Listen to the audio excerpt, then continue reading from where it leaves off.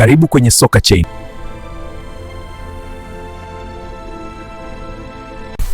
Blockchain ni nini?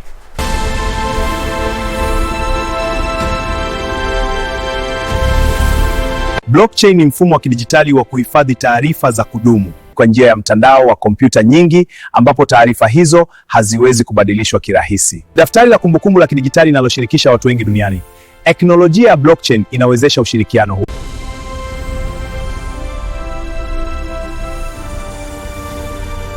Mfano, kama watu wana nakala ya daftari moja, mtu mmoja hawezi kubadilisha taarifa bila wengine kuona. Kama daftari linashikiliwa na watu wengi, je, unadhani linaweza kudanganywa kirahisi?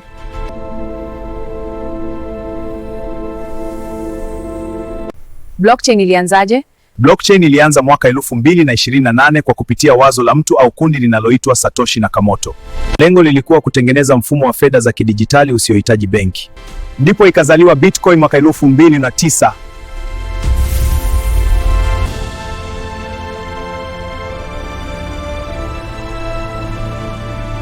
Embu jiulize, kama pesa zinaweza kusafirishwa bila benki, dunia inaweza kubadilika kwa kiwango gani?